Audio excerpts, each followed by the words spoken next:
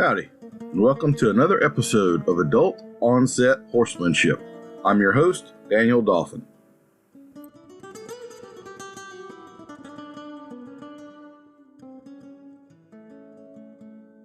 I'm absolutely tickled to have our guest for today. His motto is, "You can't get full on fancy."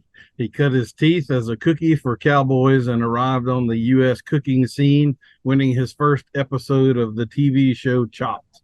He narrowly lost out on a life-changing amount of money in the finale and becoming a big fish because of a little fish. Kent grew up on the banks of the Red River in Hollis, Oklahoma. He has shown Bobby Flay that even with preparatory practice and a staff, Bobby didn't know much about chicken fried steak. He was named the 1996 official Chuck Wagon of Oklahoma by the governor. He is generally seen traveling around in a covered Studebaker wagon and hauling around a 385-pound stove named Bertha. Kent uses firewood and cast iron to bring comfort food to the cowboys, and he is put out cookbooks like Faith, Family, and Feast, Comfort Food the Cowboy Way, A Taste of Cowboy. More than just a pretty face, Kent has also been named the best cowboy humorist and storyteller of the year by the Academy of Western Artists. Now, I don't know if Miss Shannon was going to be joining us today, but one can only assume that Kent is also a keen gambler, as he somehow managed to win the hand of Miss Shannon, who is cute and savvy, as her husband is smoked and grizzled. Mr. Kent, how are you doing today? I am good. I like that grizzled part, my friend. It seems a perfect word. Yes, sir. Yes, it does. No, I am good. And no, it's an honor, Daniel, to be on here with you. You know, Shan is my great inspiration. She's a great producer, editor. She's been by my side and on ranches for 6 and 7 weeks cooking. So she knows that lifestyle as well. Absolutely. She really does. I mean, you come off as genuine as can be and all, but I mean, you can tell immediately that she's the kind of lady that's got all her ducks in a row and is squared away and on top of things. So she seems pretty cool. Well, Mr. Kent, we start everybody off with the lightning round questions, and these are for points and prizes. So you want to be on your A game here. Yes, sir. What is your favorite way to relax? My favorite, sit on the porch with my wife and 2 dogs and drink a glass of iced tea. That sounds pretty good. Yes, sir. Morning or evening? Both if I have time, but especially of a morning. You know, it's especially this time of year. It's 108 and today in southwest Oklahoma, and you can get up before light and it might be 74 degrees. So get it while you can. Shade don't last long. Dogs or cats? Oh, dogs. We I might have 2.6 million followers on YouTube, but our dogs probably have 40 million. So it's always been a dog. I know you sort of have a motley crew of dogs there. Do you have a particular breed that you favor or anything, or do you have a different discrimination category you use to pick them? We favor them all. You know, every one of the dogs we have is a rescue. The old Beagle has been with us about 14 years, so he's been through thick and thin, cooking on ranches and being gone all the time. And the rest of them have sort of come in and sort of seen a little more luxurious lifestyle to where there's more couches and air conditioners, during the day. But no, we enjoy them all. They all have great personalities, and feel sorry for folks that don't know the love of a good dog. Absolutely. Yes, sir. I swear I hadn't made this one up just for you. This is one I ask everybody, but does pineapple belong on pizza? Does pineapple belong on pizza? You know, I've seen a lot of people put it on there, but about the only things that I wrote really belong on pizza are sauce, onions, jalapenos, and meat. You know, I think maybe if you're going to make one for dessert, that's fine. And I know a lot of people put that Canadian bacon pineapple twist on there, and I've seen it, but I'm going to call it dessert. Well, what about cheese? You like cheese on pizza too, huh? Oh, yeah. Yeah, we got to have some cheese. More the merrier. All right. If there are good essential oils, do you think it's fair to say there must also be evil essential oils? Oh, yes, sir. You know, when I tell people you can cook, get you some oil and spray a pan, I ain't meaning for them to use essential oil or WD-40, either one. There's bad oils out there and there's good oils. There's Trop Arctic, Pennzoil, Quaker State, stuff like that. But essential oil to me at the Chuck Wagon is grapeseed oil, olive oil, and usually some really good fry oil. Okay. I'll ask you about that in a little bit. I'm a little surprised to hear you say grapeseed oil there, so we'll dissect that. Do you have a horse or cow industry related pet peeves?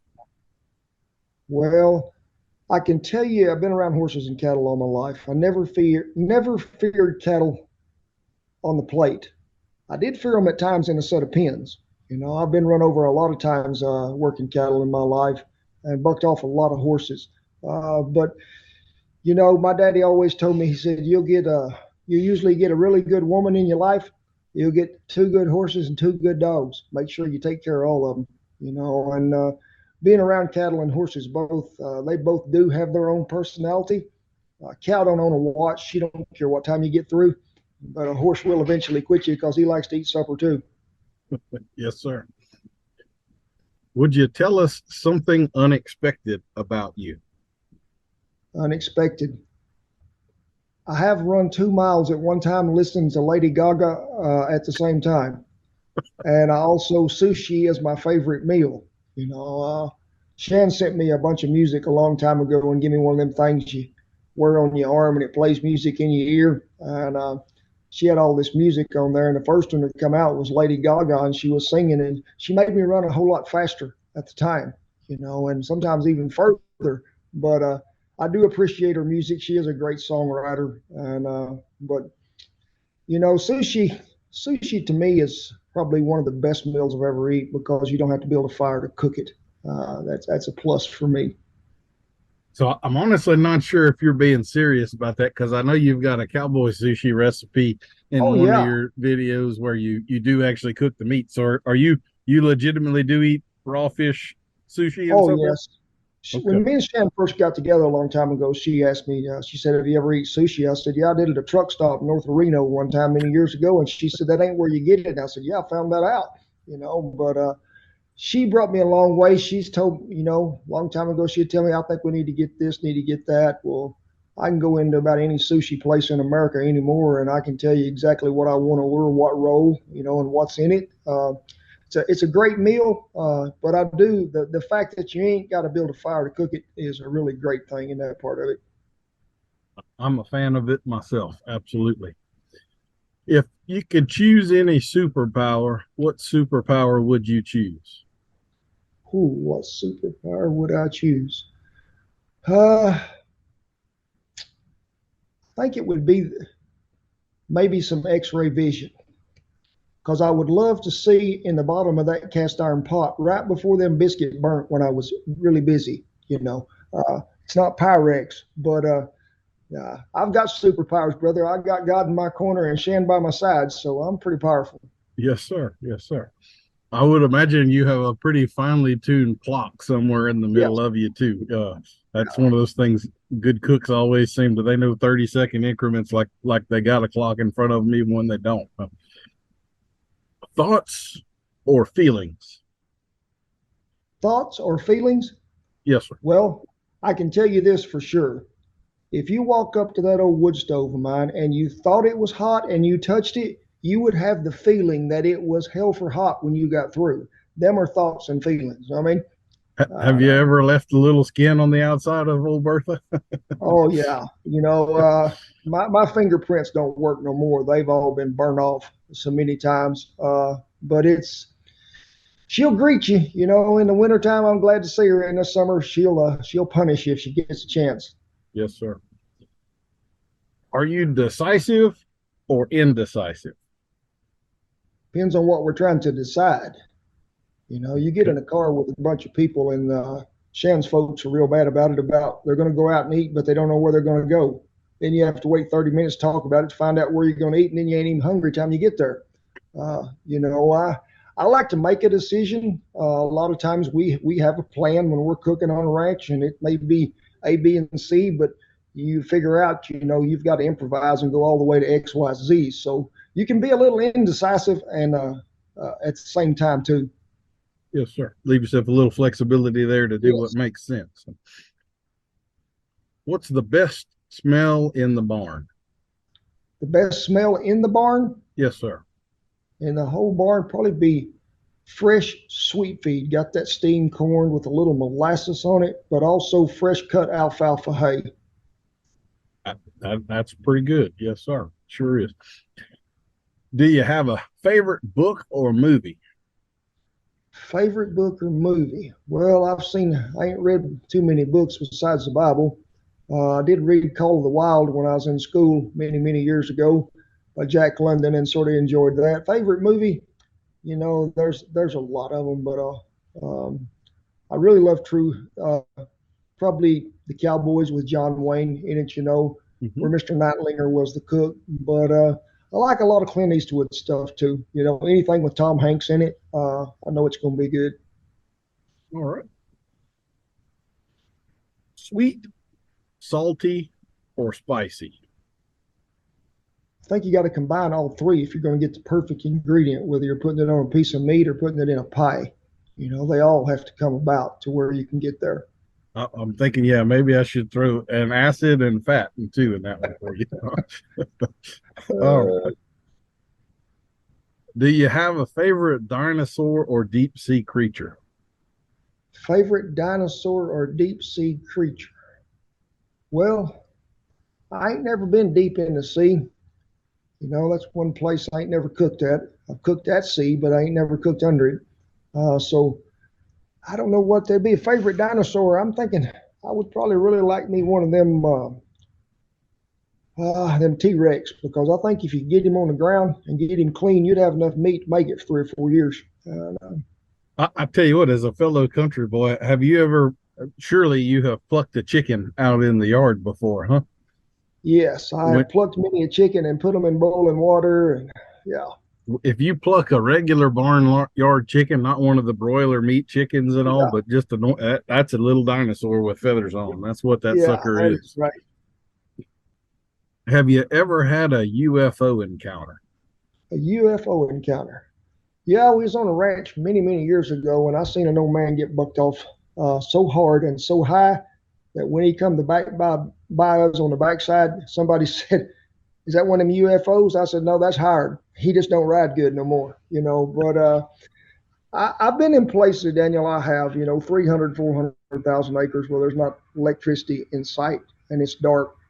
And I've looked up at the sky that the good Lord created and seen all the things that float around in it, and I've never had something come by and stop at camp. If they won't stop by, hey, we'll have a cup of coffee and see what's happening. Yes, sir.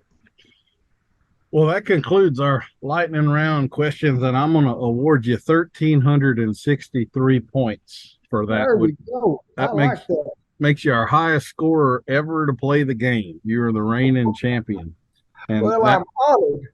that entitles you either to an awkward silence or a genuine compliment. Your choice. I'll take them both, my friend. I need them both.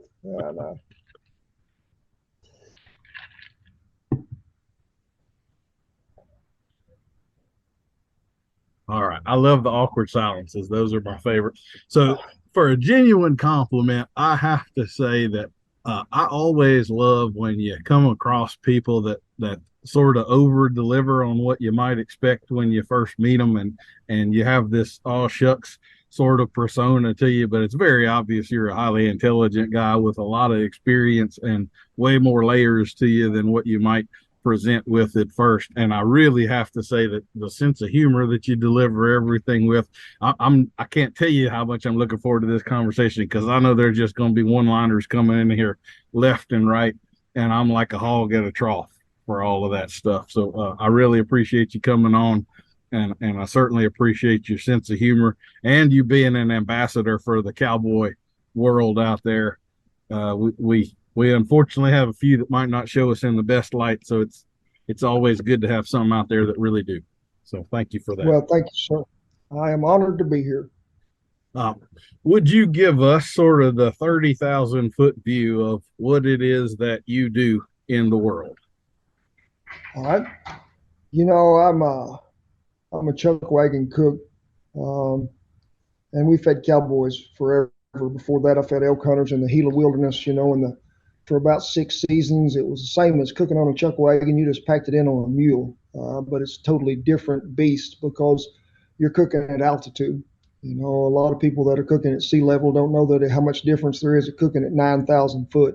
Bread don't rise, beans don't boil. You have to figure them things out because nobody taught me to cook or bake in a Dutch oven, and it was always trial and error. But we've cooked on a lot of ranches through the years, and that's something that I won't give up. But also, we love our YouTube. We have a great YouTube following, and we try to shoot maybe 2 to 3 videos a week. Shan edits them, and we just have a great family out there. That's what we call them because we try to connect with folks. We want them to know that we're more than just a cooking show. We're a show about life as well. I try to be a steward of the land. I try to be a great husband. And that's all I can ask for every day if the good Lord will give me air one more day. I tell you, there's one compliment I got to give y'all on that too. Most people have no clue how hard it is to capture good audio outside. And I've seen tons of your videos, and it looks like y'all have a steady 40-mile-an-hour wind out there, and you can't ever hear it. And how y'all make that happen is absolutely beyond me, but y'all make it happen. We have good mics. They're called Rode mics, and then we'll put a windsock on the one that I wear, and because you never know what the weather's going to do. When you're cooking in Mother Nature's kitchen, she'll throw something at you every time, and sometimes it looks really good. Shannon will say, I didn't know the wind was blowing that hard till I got to watching the video, and I said, yeah, it was howling.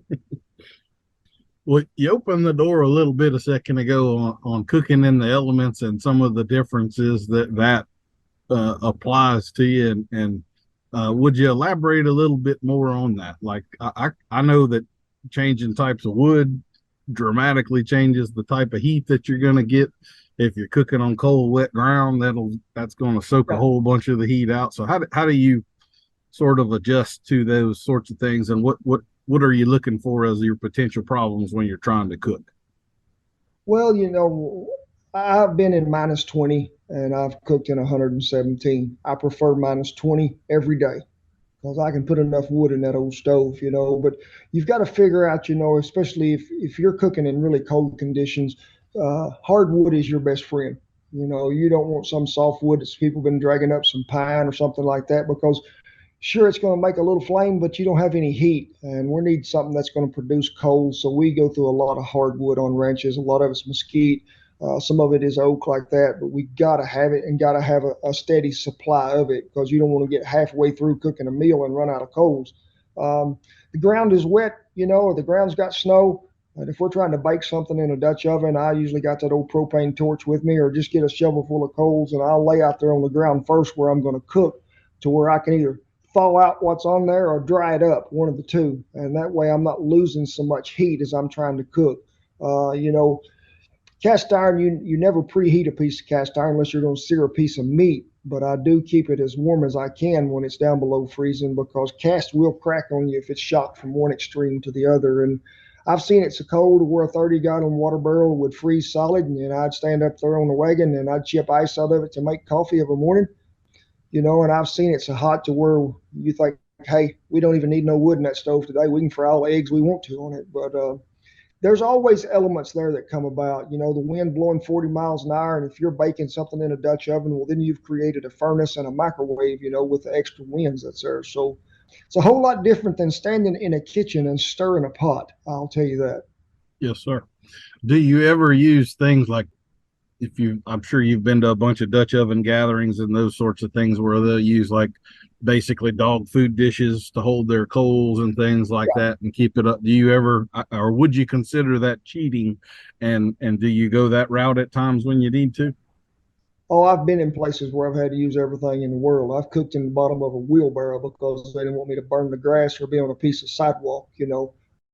You can put it on something, whatever it's got to be, to get it by. But you learn to improvise.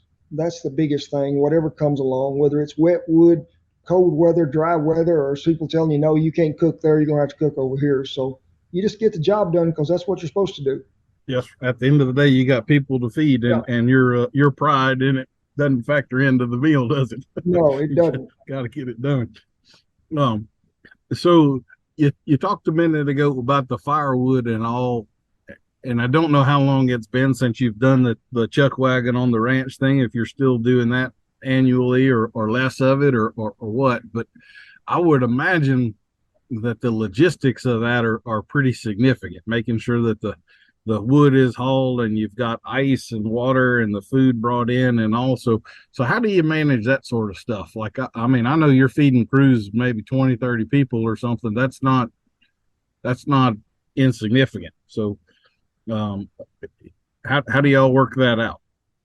Which we got a ranch coming up next week we'll be on, but usually most ranches, if it's a significant stay of say more than 2 weeks, I'll make a menu and a grocery list and I'll send that to headquarters out there at the ranch, and the ranch wives will pick it up and it'll be there when I get there.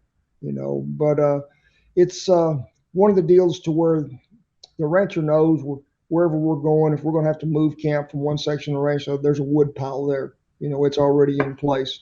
Um, we'll haul in what groceries we can take with us. Usually the last 3 to 5 days, depending on the weather. Somebody will restock us from headquarters as we need it to bring ice. A lot of the old camps I used to be in a long time ago, they were nearly plumb dry camps. I mean, you would have a little water to make coffee, and I wash dishes, but there wasn't a lot to go around after that, or we'd dip it out of a windmill or something like that. But now they'll haul up, a 300-400 gallon tank, and they'll just follow us around wherever we need to go. So it's a whole lot handier. An old cookie had it going down the trail, but it's still the same methods and the same means. So to that end, do you find we talked about environmental factors? If you're going to different ranches and stuff, and you're using like water out of a windmill, that could change your mineral content and basically the flavor and character of your water pretty significantly. Do you And ever? your bowel movement. Yes, sir. I'm sure a little extra iron in there help Yes. everything out. Yeah. Uh, like I know when we're hauling horses around, sometimes you'll show up to a town 12 hours away, and all of a sudden your horse won't drink the water because it has Yeah. a mineral taste. So do you find that sort of stuff affects your cooking Well, and all? in places you do. I've been in places where the water was so hard. Used a lot of jip water. Didn't want to, but that's all we had on tap. At the time, and I'd usually try to boil that water. Some of it I'd even salt a little if I needed, and some of it I'd put a little baking soda in it to lower that pH if I could do that. Before I was actually going to use it to cook a pot of beans in or something like that. But um, if you could find good stream water or good tank water that was pretty clean, I always thought that was some of the best water there was. Okay. Get some good spring water straight out of the Yeah. mountain or something. Yes, absolutely.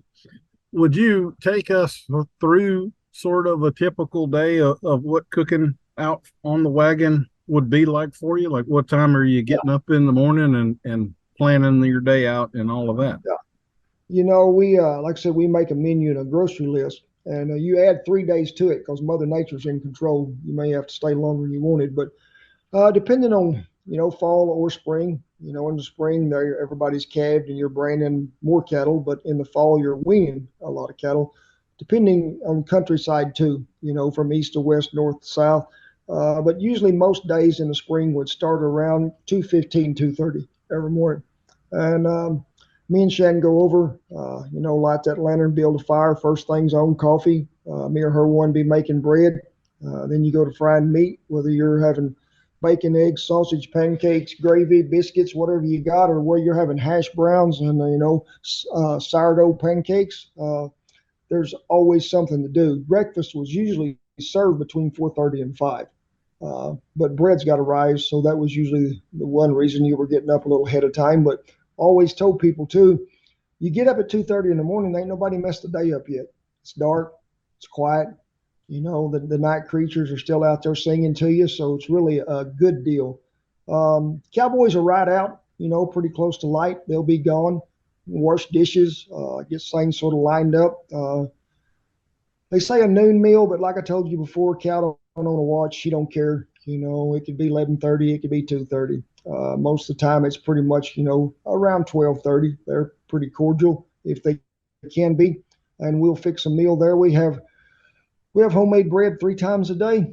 We have homemade dessert twice a day. A lot of times on a noon meal, especially if it's hotter weather, Cowboys eat less, just like anybody else would that's got to go back out there in it and work.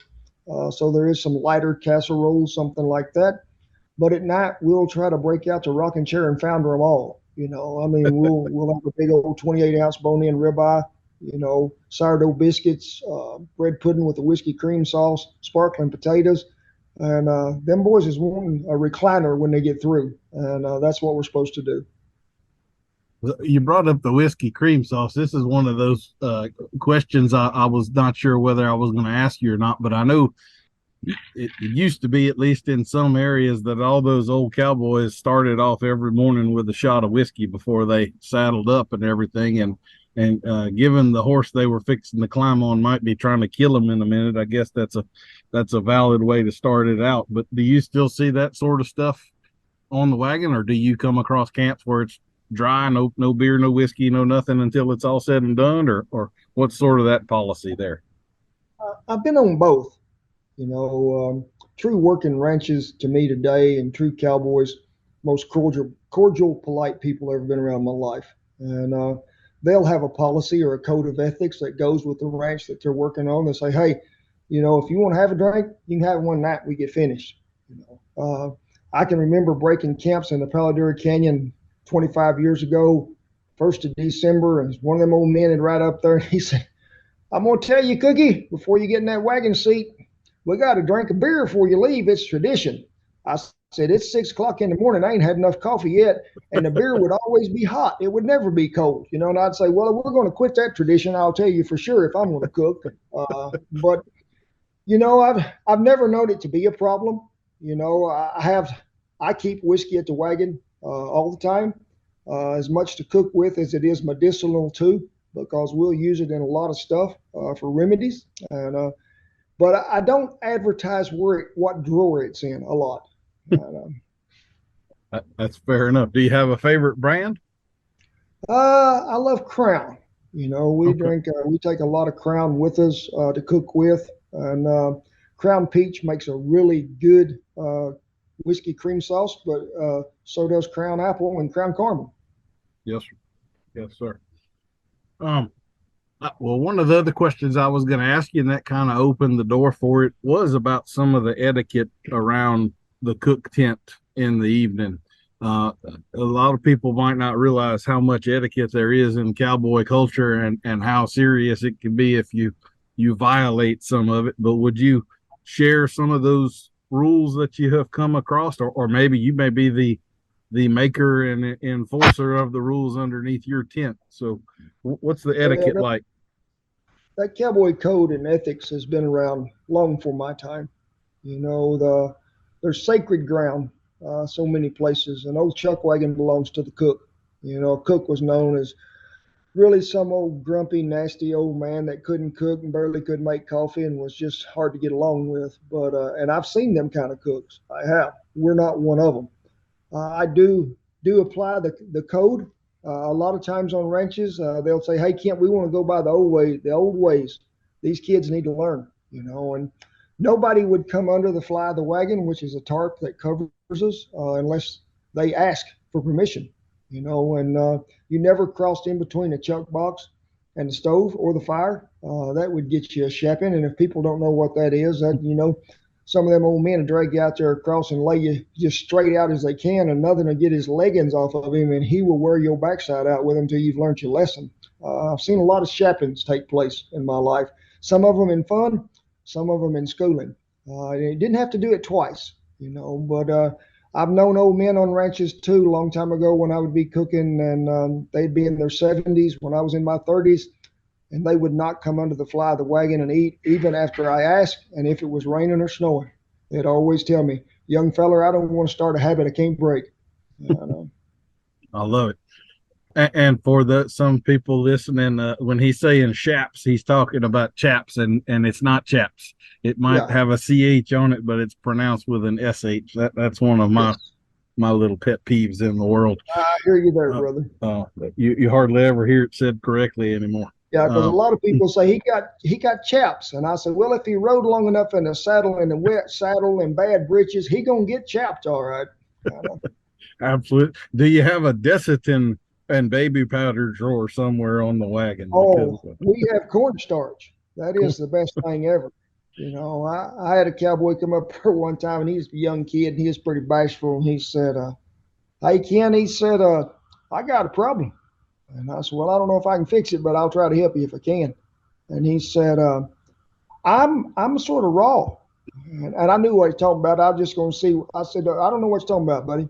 And he said, I, it rained on us all day yesterday. And he said, I just don't know how to say it. I said, well, just say it. He said, well, my butt cheeks feel like two pieces of raw bacon rubbed in a hot skillet. And I said, yeah, you need some cornstarch is what you need, brother. And he said, cornstarch.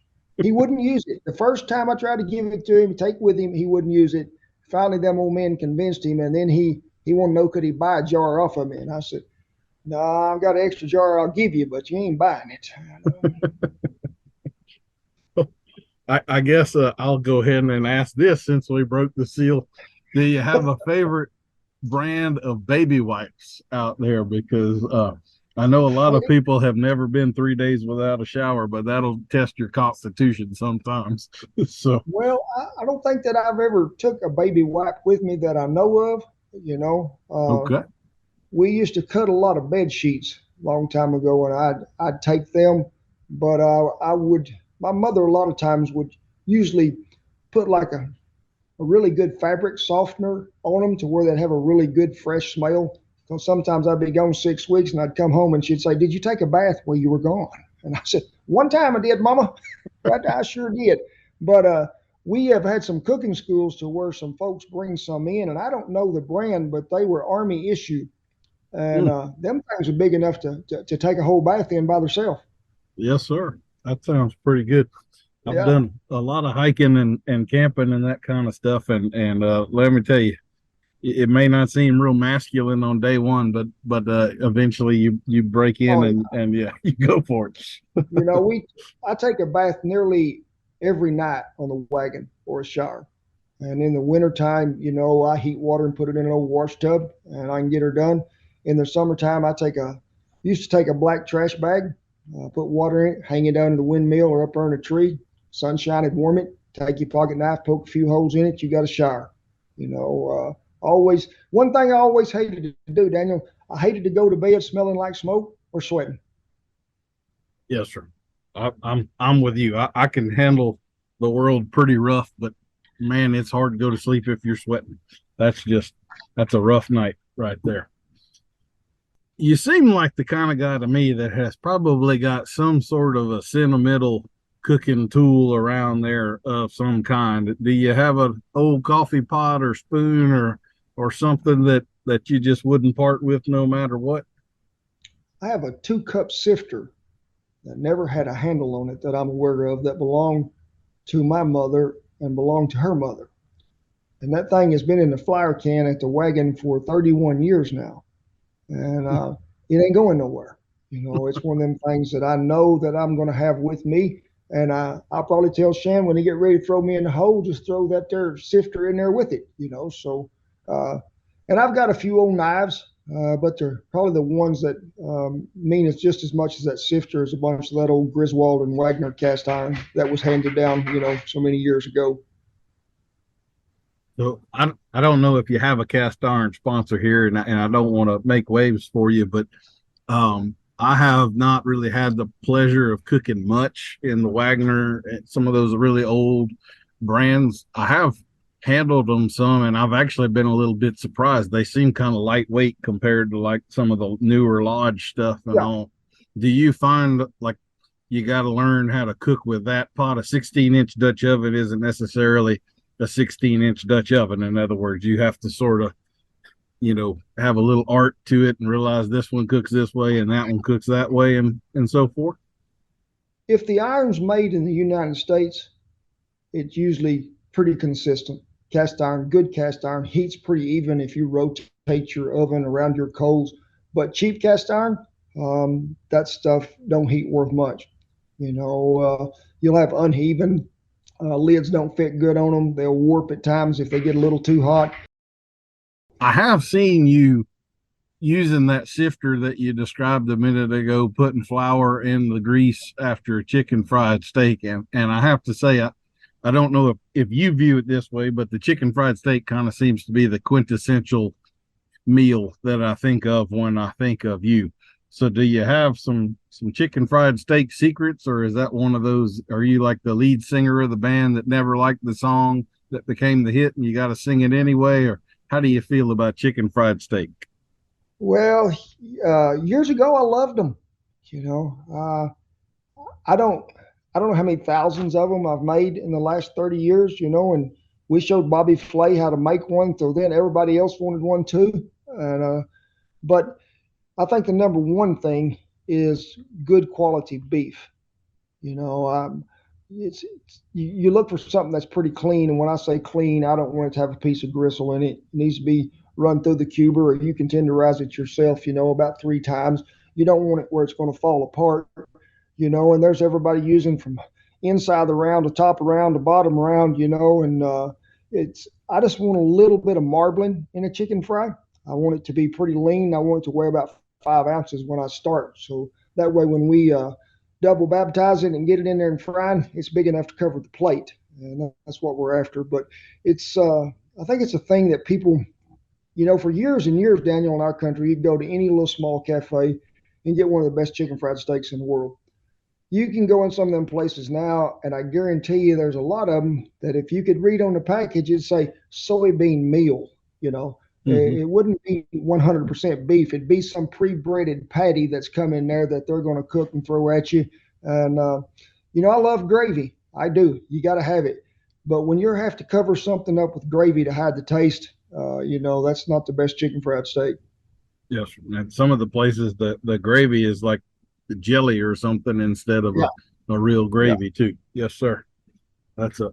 I'm from South Louisiana, and down here, if you ask somebody about a gravy, then they're automatically talking about a brown gravy. But I was raised in North Louisiana, so I tell people I'm multicultural. I can make a brown gravy and a white gravy too.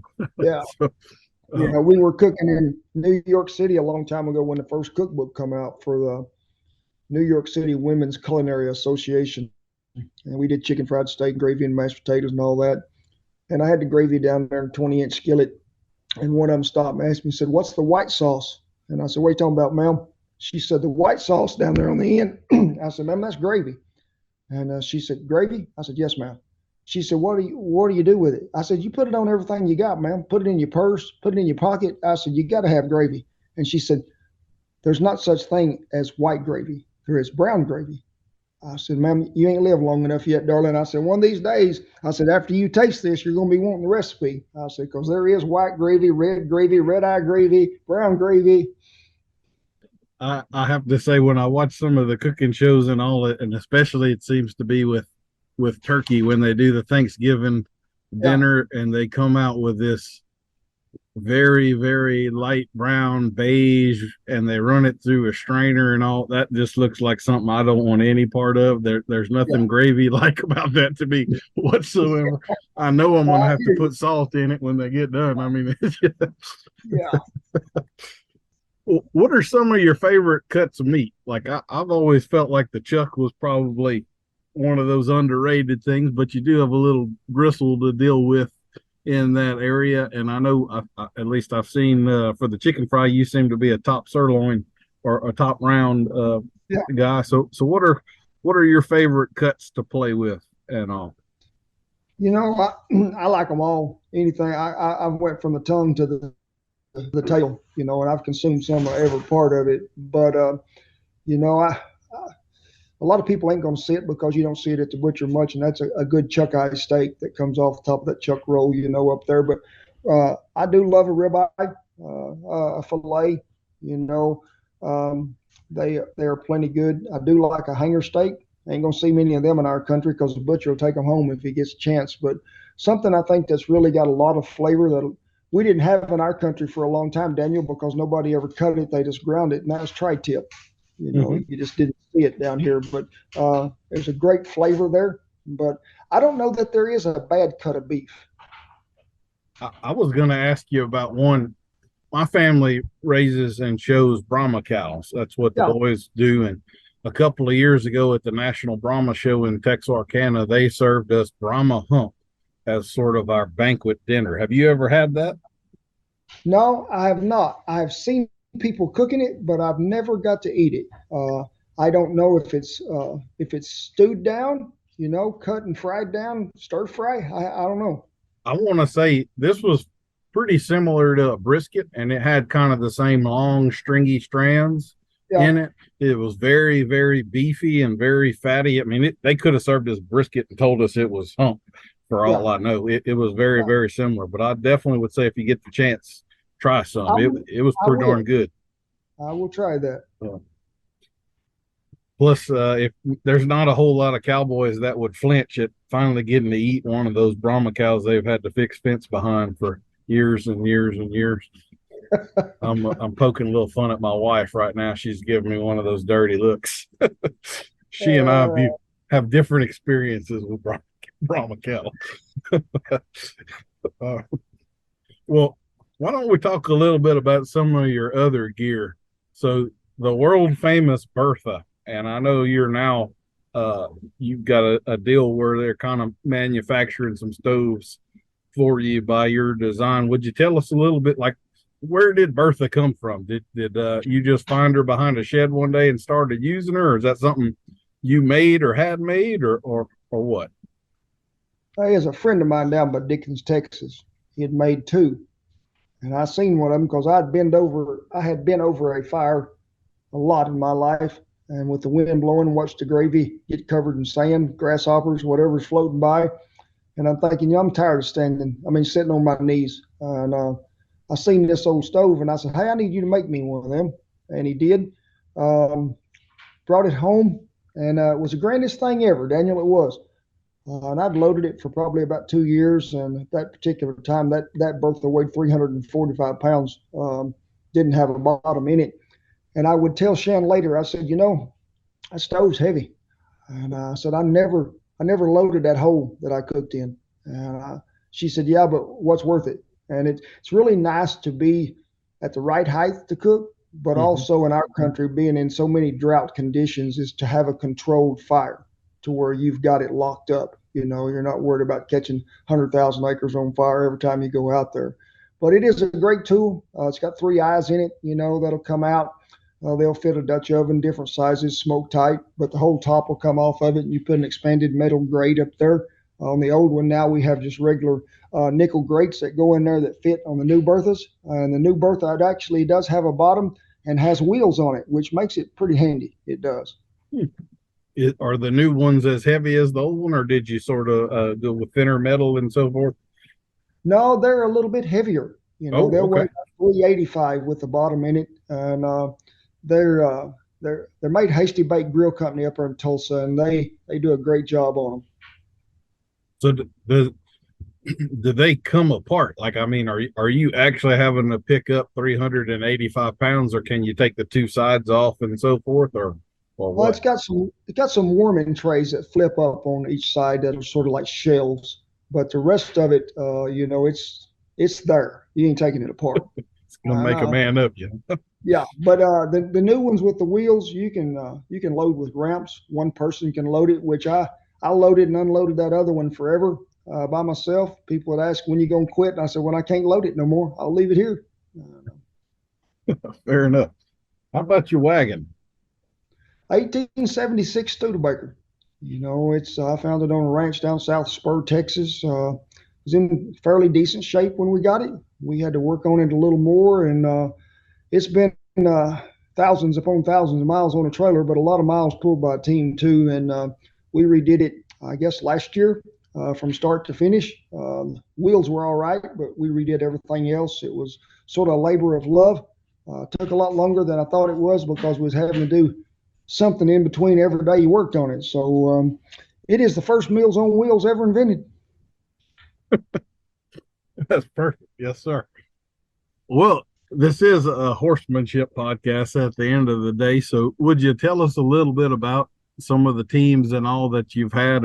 Y'all are actually driving it place to place, and what's the horse part of that like? Do you typically drive the wagon yourself, or do the ranch provides the teams and a driver? Or how does that tend to work? Well, I've seen it pulled by mules. I've seen it pulled by horses. And one of the best teams that I believe I ever got to drive in my life, besides the ones that I owned for a while, was a team of white Persians. They were on the Bale Ranch out there, and Mick and Minnie, and you could trust them with your life. And we come down through some old country, that was pretty bad at times. And when you're having to ride that brake constantly on that wagon to keep that double tree from hitting them in the hocks, them horses would pick up a foot and just plant it. I would trust them with anything I ever pulled in my life, and it's a good team makes a lot of difference. It's just, to me, it's just as important as a good cook, because if you're going to tear it up before you get there, it ain't much sense in having it, but there is some really good teams of horses out there, and old Mick and Minnie were probably two of the best I ever drove in my life. I tell you what, there's in kind of the horsemanship world, there's a big movement of sort of the emotional anthropomorphized. I need to connect with this animal and our souls join and all that kind of stuff, which I'm not generally a real big fan of. But for anybody out there that's looking into that, you can bond with a draft horse probably in ways you can't with any other animal on the planet. They're like dogs almost in the closeness you can get with them, and people tend to be intimidated by them because they're so darn big, but they really are the gentle giants. And I haven't known tons of them, but dadgum, I could probably name every single one I've ever been around. That they left a little mark on me somewhere. Yeah. They're highly unappreciated. Yeah, they're great animals. They trusted me to not put them in a bind, and I trusted them to not let us get in one after I got. Yes, sir. Well, Mr. Kent, I think we have reached the point where we need to acknowledge our sponsor for this episode. And this is one of those oddities because normally I'm reaching out to the guest and then trying to find a sponsor to fit them. And I actually had a sponsor that came to me and said, we want you to interview this guy and we want to sponsor the episode. So I don't know if there's a little beef there with y'all or what exactly, but this episode of the Adult Horsemanship Podcast is sponsored by the Seahorse Sardine Company. Many people don't know it, but Seahorse Sardine Company has been around so long that the pioneers in the famous Conestoga wagons who settled the West often had seahorse sardines in their wagons. The heritage of these tasty sources of fat and protein is well known. Why, even children of the Old West knew that sardines were already cooked. All you needed to do was eat them straight out of the tin or use them to top something else like cornbread. Why, it'd just be foolish to think you needed to cook them in something like a Dutch oven. Seahorse sardines are packed with all sorts of things missing from our modern diets. These fish have the bones, scales, and everything else right in there. Nothing could be better for your bones than eating bones. Each tin of seahorse sardines contains only 180 calories, with 18 grams of protein and 8.5 grams of the healthiest fats on earth. Seahorse sardines contain 0 carbs and 0 fiber. They're keto, paleo, Atkins, and heart diet friendly. In fact, only people with gout and people named Rollins say to avoid sardines. Whales live just about forever, and so do sea turtles, and they eat our sardines, so why shouldn't you? The tastiest treat from the sea. We've now combined our product with a certain curiously strong breath mint, also famous for coming to you in a tin box. And what could be better? Seahorse sardines. They're incredibly good for you and already cooked. You have been cooking for about 30 years, and there seems to be a little shift that took place in your life there. What was it that kind of took you from the elk camp to mainstream America and the TV shows and all of the success that you're enjoying right now? Was there some catalyst that happened, or was that always the plan for you, or what? I guess really what started it, Daniel, was you do 6 years in an elk camp, or 6 seasons back to back. And sure, it was periodically, we'd go in September, come out last of November. So it was a little deal that didn't really fit the rest of the year. I'd go back to, anywhere from working on a ranch to carpenter to working on windmills to anything else you could find. So I was coming back from there probably the last year that I was guiding hunters, and I seen an old Chuck wagon sitting on the side of the road, and I didn't even stop. I just looked at it and I thought, I'm gonna get me one of them. I'm gonna go feeding cowboys. That's something I ought to do. I'm a pretty good cook, I think, and cowboys respected me because I'd been on both sides of the fire.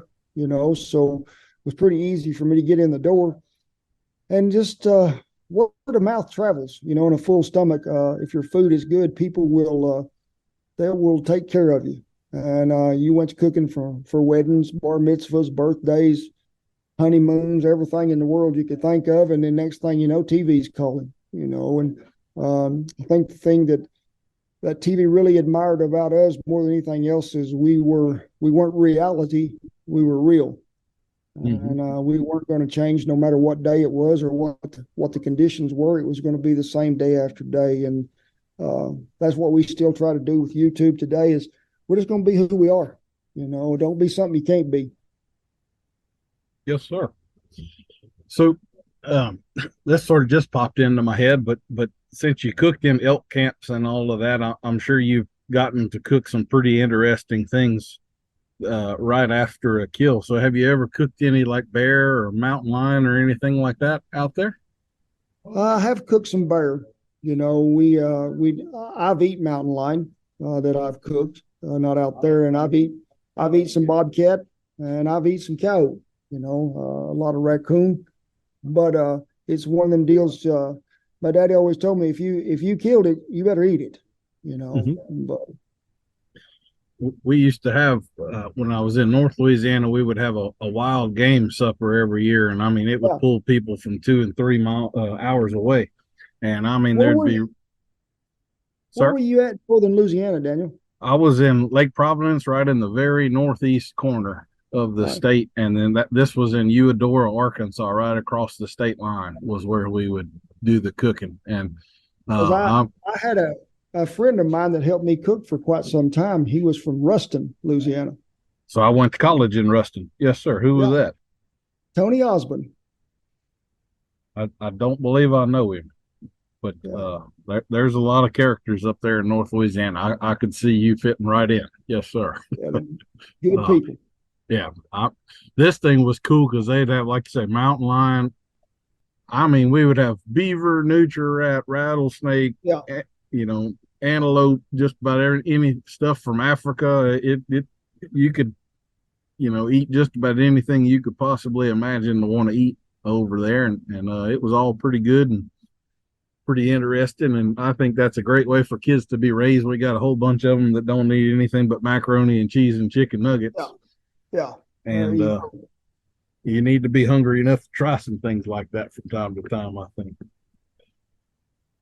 Well, why don't you tell us about some of the colorful characters that you have met in your travels and cooking down the road? I know what cowboys are like, so there's got to be a few that stand out to you from through the years.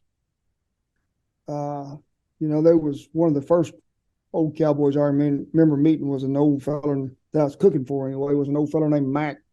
We won't give his last name to protect the guilty. And so he was known to take a drink.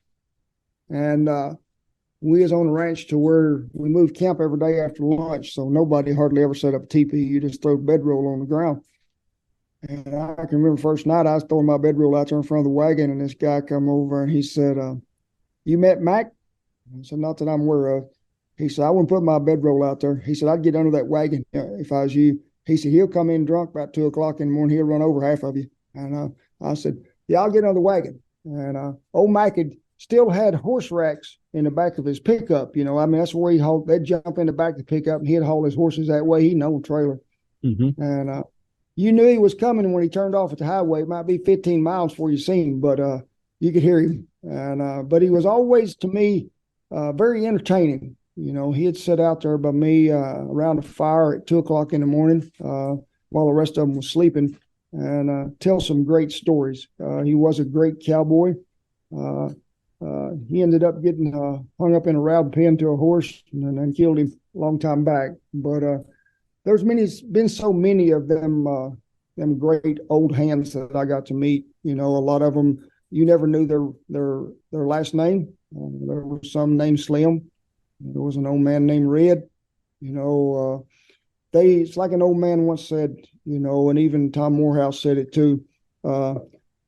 We never did take a shining or a cotton to them folks that told us how important they was and what they could do all the time, because they would show it to you eventually during the day. You know, if your works were what your word were, you was in pretty good shape. And that was always, you know, the way of being a cowboy. You didn't brag about what you could do. Just show people what you can do and do what you're supposed to do, you know. But I think one of the weirdest things I ever had in camp, and I've had a lot of rattlesnakes crawl through camp, and this one was Jeff Goldblum. He was the guy that was in Jurassic Park, you know, and we did a show for them. They was doing a documentary about coffee, and he's a weird feller. He's a good feller, but he is kind of weird. He had never drank that much coffee in his life before, so he is pretty well caffeined up time I got through with him that day. I'm a pretty high energy guy. Yeah, I'm not someone you want to be around. If I've had more than about 2 cups of coffee, I would drive you absolutely insane. So I understand that. Well, why don't you tell us a little bit about the coffee pot? Because that's probably as big a symbol of cowboy culture and the cooking wagon and all as they come. And I know you've got some tricks and some special things you do to cook coffee. And I'll tell you, I actually did some cooking at the Louisiana Equine Council annual meeting this past January, and I made more pots of coffee than I could count. And I was completely stealing your recipe and tips there, and I had more compliments on that coffee than I think I've ever gotten before. So what are some of the rules and tips of cooking coffee for cowboys? Well, you know, a good coffee pot is something that's very important, and you know, them old big ones we got are over 2 gallon, and if you got good water to start with, that makes a big difference. You know, and we'll fill it to right below the bottom of the spout, maybe even with it. Let the water warm over a fire, and then put the coffee in. For them old big pots is about 3 handfuls, or nearly about 2 cups, or 2 1/4, and let it come to a rolling boil, not a spit and a sputter. You know, I want it to roll and boil for probably 4 to 5 minutes. Take it off fire, pour a cup of cold water down the spout or around the edges of the pot. It'll settle the grounds to the bottom. When you boil coffee that way for that long, you've reached a temperature above 212 degrees, which breaks down the tannin in the bean, which releases the acid, and that's why the coffee's smooth. Well, one thing I was going to bring up that you didn't mention right there is that you season coffee pots just like you season cast iron. Is that right? Oh, yeah.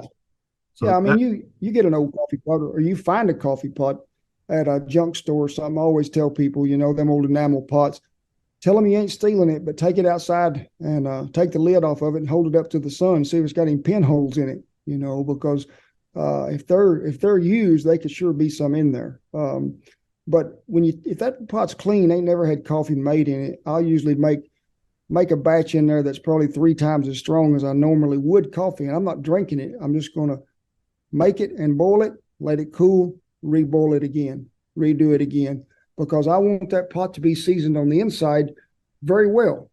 And that coffee pot will never see soap on the inside of it. It'll get rinsed out with hot water and it'll be dried, but it will never get soap.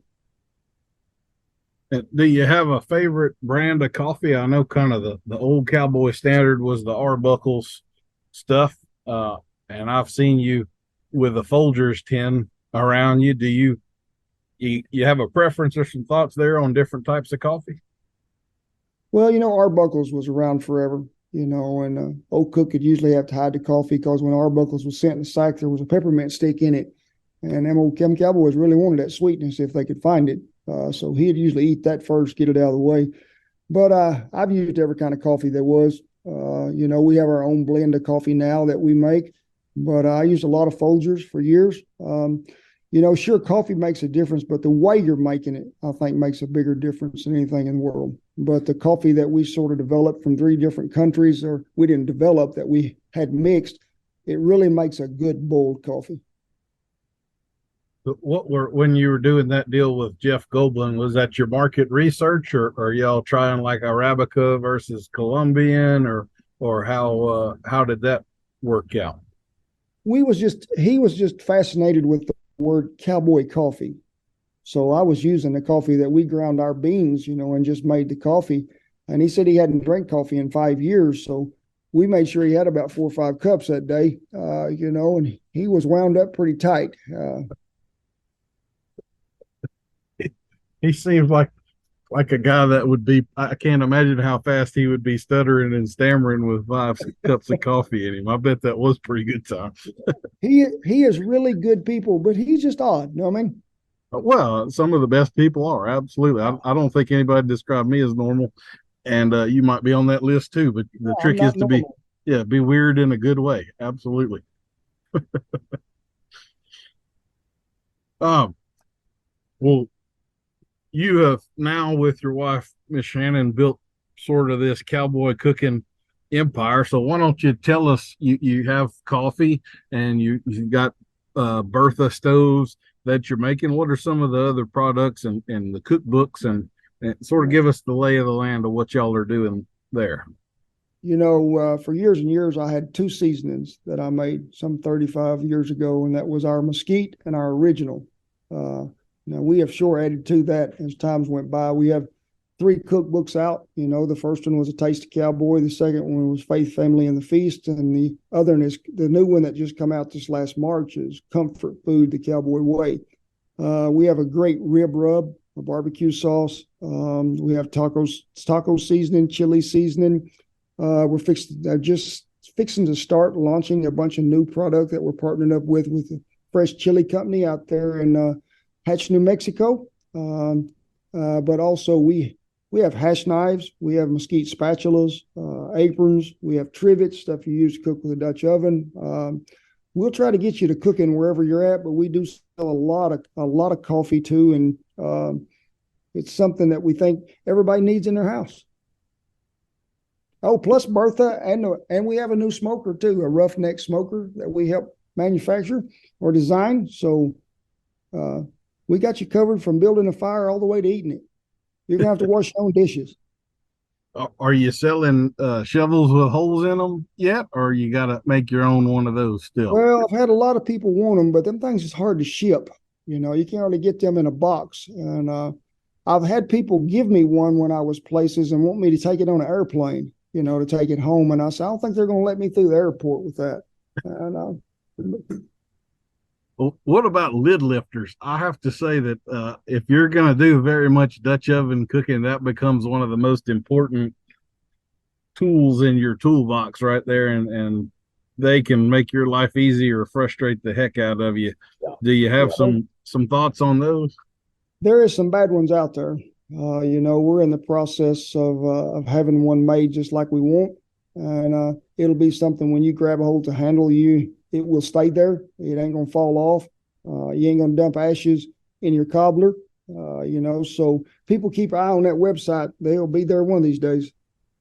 Have you ever lowered yourself to the point of using any of these heat-proof gloves? Oh, I've had some gloves that they said was heat-proof, but after you get them hot enough, they're hot too. Yes. A lid lifter and a tide is a pretty good claw hammer. It'll hook right under that lid and go. I broke down and got myself a pair of those gloves maybe a year ago, and I have to say that has been a game changer for me. Yeah. But like you say, you can't sit there and hold hot stuff indefinitely. It will eventually soak through to you, but you got a good 20 seconds or something where you can hold just about whatever you want to with them. What would be some of your favorite things to cook? So are you like I guess beans would be one of those perennial things in there. Do you like to cook big chunks of meat, roasts and stews and things like that, or more? I don't know how the timing might play out there. I would imagine biscuits has got to be one of those things that's kind of always around.